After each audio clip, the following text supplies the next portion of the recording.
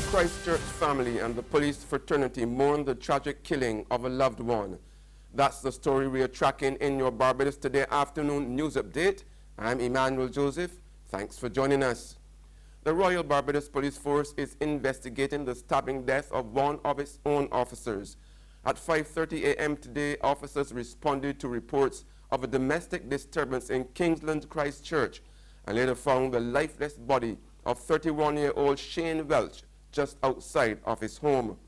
Barbados Today understands that a female police officer was at the center of the dispute involving Welch and another man believed to be her husband. Since Welch's death, a video has been circulating on social media detailing the circumstances surrounding the apparent love triangle. Police Public Relations Officer Rodney Innes told Barbados Today that the news has come as a shock to the entire force. Commissioner of Police Tyrone Griffith has expressed condolence to the Welch's family. Meanwhile, the officer's family has been left in shock. Michael Welch, the uncle of the deceased, described his nephew as cool, quiet, and easygoing. He was distraught at the tragedy.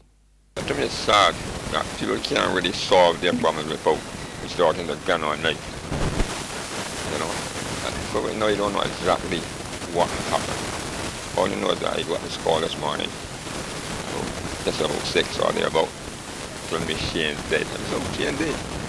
Shane dead, you're getting up in the ground dead. Somebody stabbed him, man. And you can't say why, how, nothing like that. I was waiting up to hear exactly what transpired.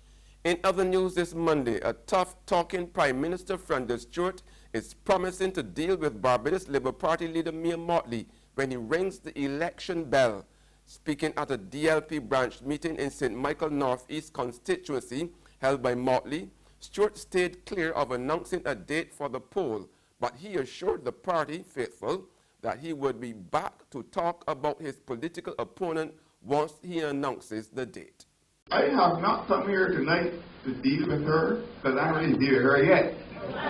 I am just studying the context within which Patrick Todd has come to St. Michael North East as the candidate.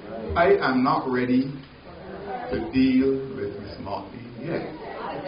You know, not too long from now, I am going to let the Governor General know when I want nomination day to be and when I want polling day to be. And once we have settled those issues, and I'm doing it very soon, I will then choose the day, the night, and the time to come to St. Michael North East to deal with that political quantity. Don't let me go any further. I am putting down the marks tonight. I will be back. Meanwhile, Social Care Minister Steve Blackett serves notice he will not be lending any support to same-sex marriages in Barbados. Speaking at the same DLP meeting at the Lawrence T. Gay Memorial School last evening, Blackett said while he is tolerant of homosexuals, he is not about to give any consent to same-sex marriages, and government should not be badgered to do so either. Now let me tell you something about the LGBT persistent badgering of this government, because it is badgering. Barbados has always been tolerant to homosexuals among us. Any of us who grew up in Barbados know of what we used to call she men in our communities. I grew up in Bacall. I knew Frank, I knew Timmy, I knew Lily, I knew all of them. And they integrated into our communities and were having normal existence.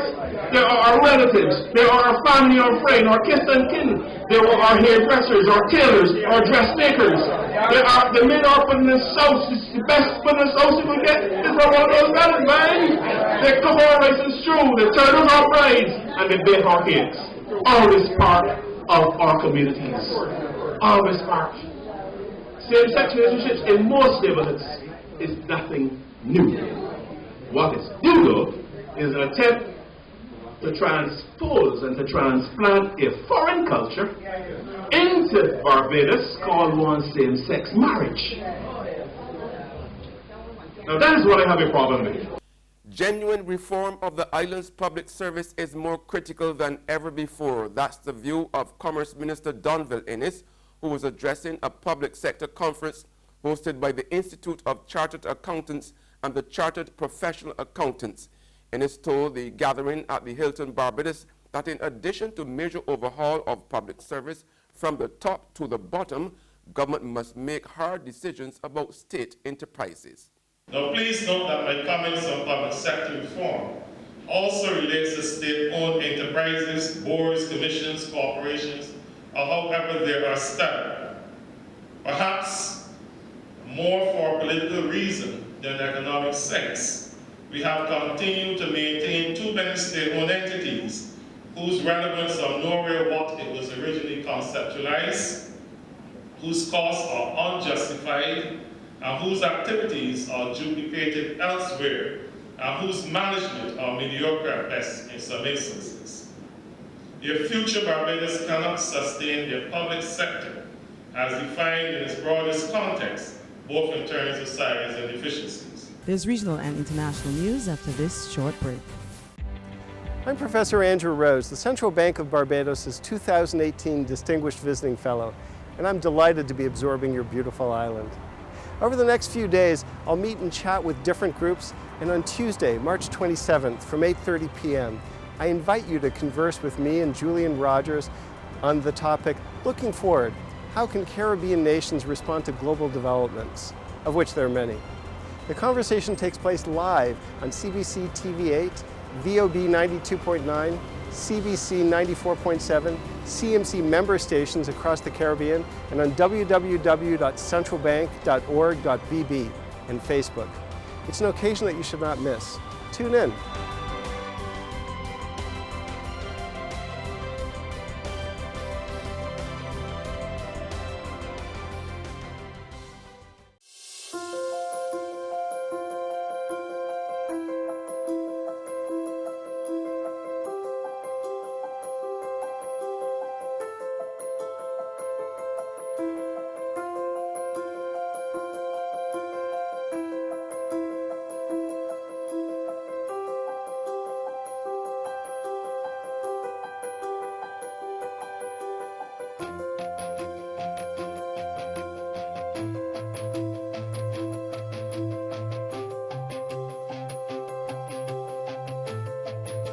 Barbados Today, news you can trust.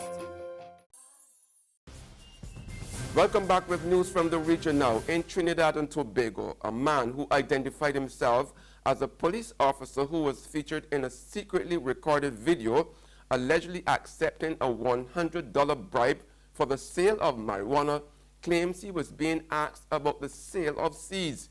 However, the police service has launched a full investigation into the matter.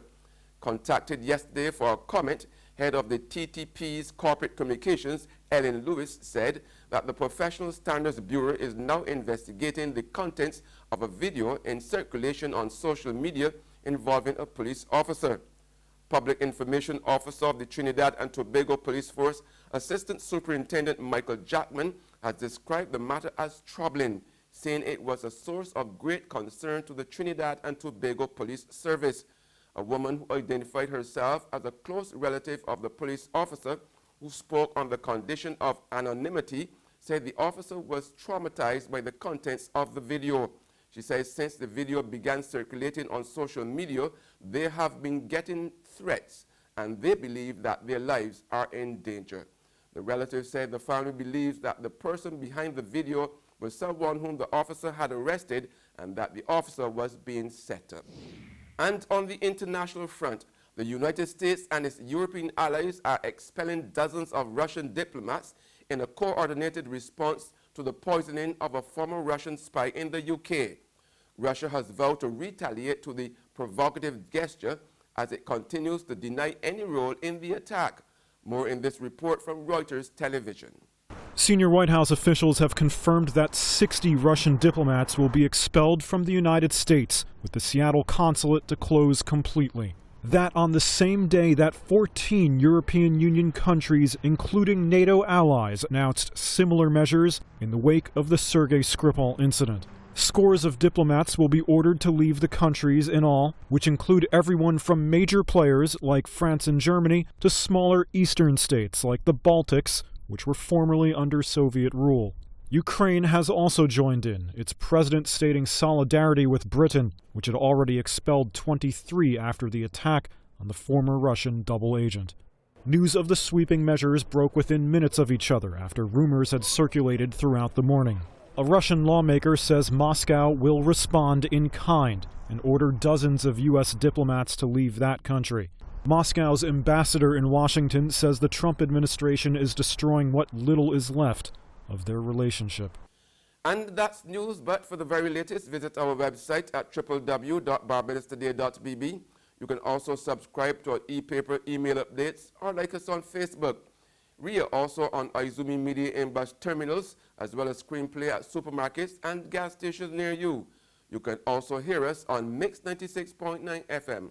I'm Emmanuel Joseph. Have a fantastic day.